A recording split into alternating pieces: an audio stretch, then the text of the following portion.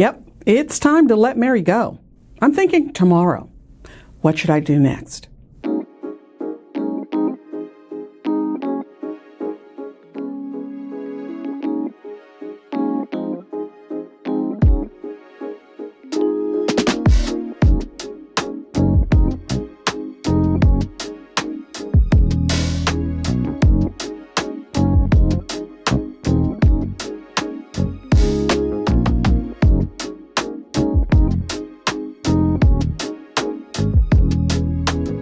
Hi entrepreneurs, I'm Vicky Brown, and you're in the right place if you want to engage your team, boost your business, and grow your leadership muscle.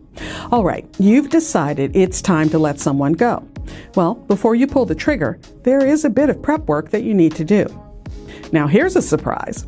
I bet you thought I was going to go on and on about, have you documented the performance issues? Have you had conversations with her? Will this be a complete surprise? Well, I'm not. That's because I'm going to assume that we're past that point, and you've done all the things and said all the words, and now it's down to the final steps. So, before you call her in and spill the beans, you're going to need to prep, because you have to have all your ducks in a row before you sever this relationship. You'll need to calculate and cut her final check. Are you giving her any notice or any type of separation package? You'll need to figure out how you're going to deal with access and security. You'll need to have a plan for getting her work done while you're finding someone to replace her. And you'll need a communication plan for telling the rest of the team that she's transitioned out of the company. But okay, let's assume you have all that pulled together. Now we can concentrate on the actual documents that should be in the termination package. And remember, these are the documents that you're going to actually hand over to her during the termination meeting. First up is the cover letter.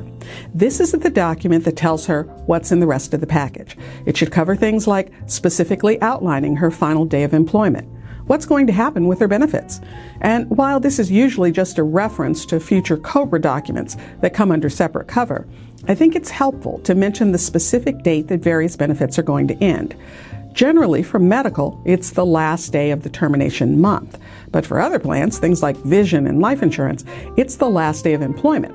So it really helps to spell it out for her. And then list the other documents in the package, as well as her final paycheck.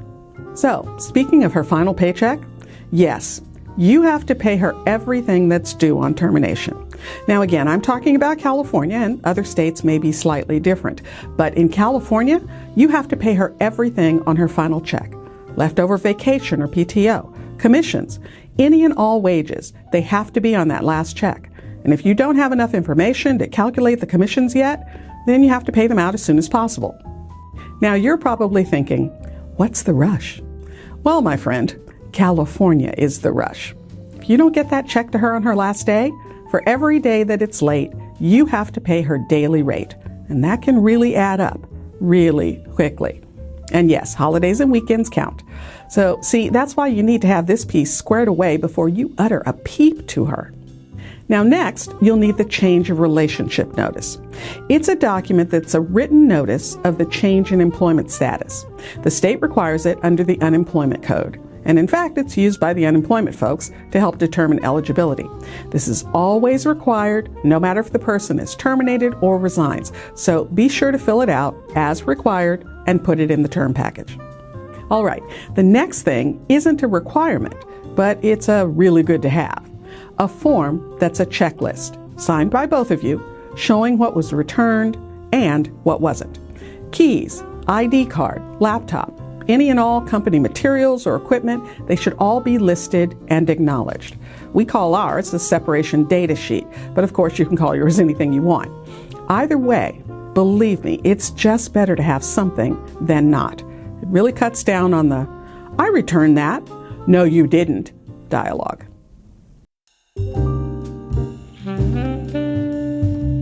There are some state notices you'll need too. There's the California Department of Healthcare Services notice. Now, this form covers the state's health insurance premium payment program. Basically, it outlines who's eligible and what the program is. Next, we have the California booklet on programs for the unemployed. And yes, even though you're firing her, you still have to give Mary information about the state's unemployment insurance in case she wants to file. Now, it doesn't mean you're going to support it, but you do have to give her the information. If any of your benefit plans are portable, meaning the employee can start paying the premium fully and take the coverage with them, I usually see this with life insurance plans, then you have to give them that information and whatever forms are required as well. Now make sure to give Mary everything with her final check, and be sure that the COBRA documents are prepped and sent within the designated time frame. Now, hopefully, if your team is small enough, all the COBRA maintenance may run through the insurance carrier. But if you have 20 or more employees, you'll have to either do it in-house or contract with a company to administrate it for you.